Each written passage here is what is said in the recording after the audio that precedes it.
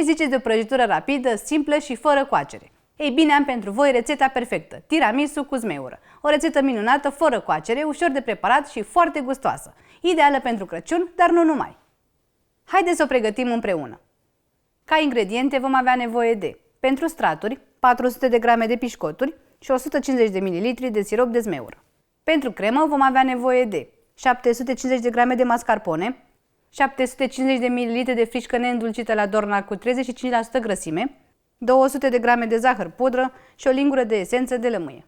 Iar pentru jeleu vom avea nevoie de 800 de grame de zmeură, 150 de grame de zahăr și 80 de grame de amidon de porumb.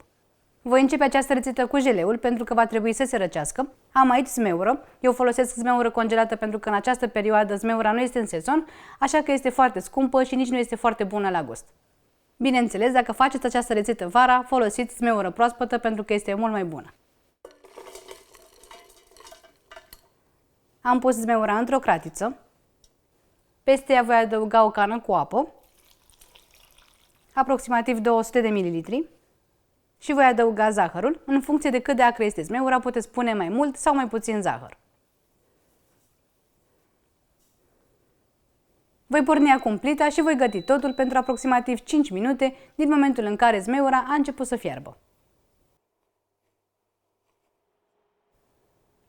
Când zmeura a fiert, voi amesteca amidonul cu puțină apă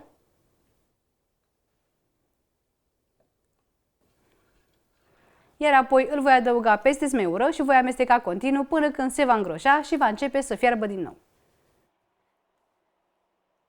Când amestecul a început să fiarbă, înseamnă că jeleul este gata și nu-mi rămâne acum decât să-l trec prin sită pentru a fi foarte fin. Dacă nu aveți nicio problemă cu semințele, le puteți lăsa. După ce l-am trecut prin sită, cam așa va arăta jeleul. Îl voi acoperi acum cu folie direct pe suprafață și îl voi lăsa să se răcească cât să ajungă la temperatura camerei. Este foarte important să fie rece pentru a nu topi crema. Pentru cremă voi începe cu frișca neîndulcită la Dorna cu 35% grăsime, pe care va trebui să o cântăresc. Am aici un cântar care îmi cântărește și lichide, așa că voi putea cântări cu ajutorul lui 750 de ml de frișcă la Dorna. Înainte de asta vreau să vă amintesc că această frișcă trebuie ținută neapărat la frigider pentru cel puțin 12 ore, mai bine chiar 24, iar înainte de a o folosi trebuie să o agitați foarte bine.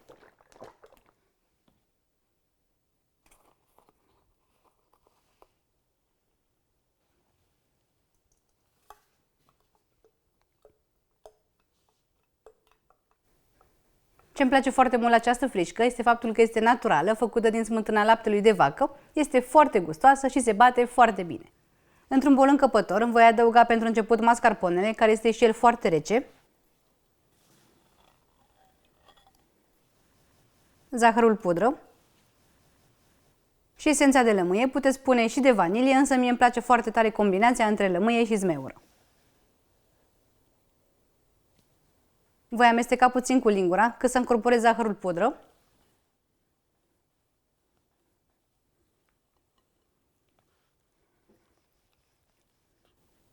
Voi adăuga apoi frișca neîndulcită. Și voi bate totul foarte bine cu un mixer, astfel încât crema să se întărească și să fie pufoasă. Când crema este gata, cam așa va trebui să arate. Pufoasă, aerată, dar să-și mențină foarte bine forma.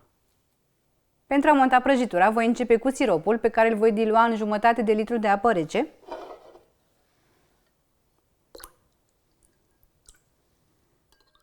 Iar în felul acesta am obținut un fel de suc de zmeură pe care îl pot folosi la tiramisu.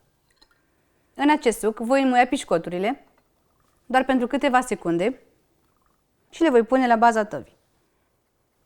Tava mea are dimensiunile de 35 pe 25 de cm.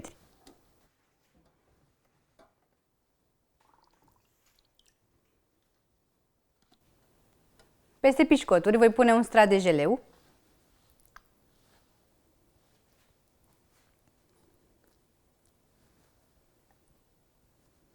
Nivelez bine jeleul.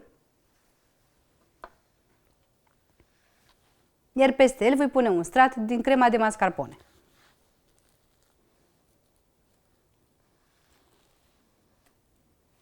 Pentru a nu amesteca straturile, am pus crema puțin câte puțin, iar acum o voi nivela. Voi continua cu un nou strat de pișcoturi însiropate. Peste pișcoturi voi pune ultimul strat de jeleu.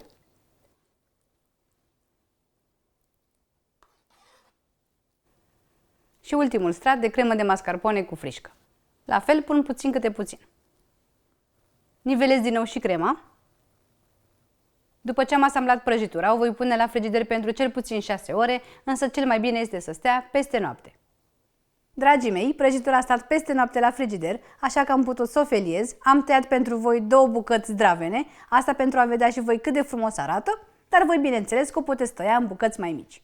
Acum, opțional, puteți pudra prăjitura cu puțină zmeură liofilizată. O găsiți în magazine, o râșniți și o puteți folosi.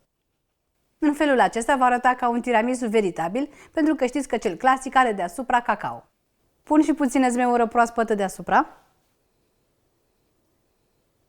Și acesta este rezultatul final. Un tiramisu cu zmeură foarte gustos, aromat și ușor de preparat.